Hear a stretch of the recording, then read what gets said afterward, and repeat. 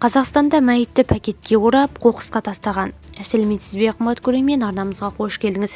Әлемде және Қазақстанда болып жатырған соңғы жаңалықтарды алғашқы қатарынан біліңіз келсе, арнамызға жазылыңыз, лайк басуды ұмытпаңыз.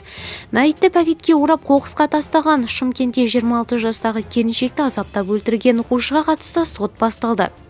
Шымкентте 26 жастағы келіншекті азаптап өлтірген оқушыға қатысты сот басталды. Бұл туралы ақпаратты Стан-kz ақпарат агенттігі хабарлады. 16 жастағы 11 сынып оқушысы жазда жұмыс істеу үшін Түркістан облысынан Шымкентке келген.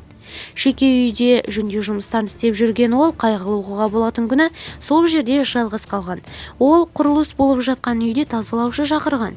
Диана Оңғарбаева шақыру алған үйге келіп, жөндеу жұмысы жасалып жатқан жерді тазалап шыққан.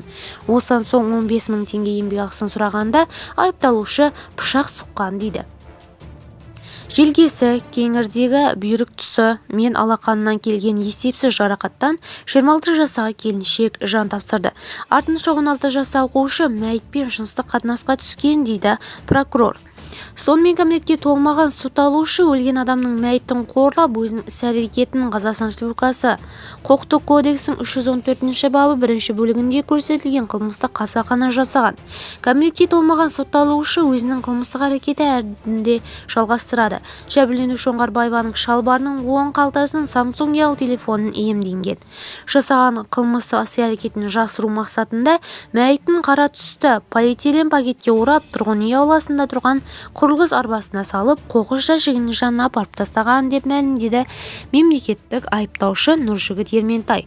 10 күн бойы табылмаған келіншекті алдымен күйеуі, кейін туған туысы іздеуге кіріседі. Бірақ жан-жақты шарлағанымен Диананы табу мүмкін болмапты. Тек 13 тәулікте 2 баланың анасы қоқыс тазалаушы жұмысшылар көріп қалған. Қызының адам таңғысыз күйін көрген анасы мәйітті сау тамтығы қалмағанын айтады. Айыпталушының үстінен 3 бап бойынша іс қозғалған. Ол қасақана кісі өлтіріп, оны қорлап, мүлкін иемдеп алу баптары.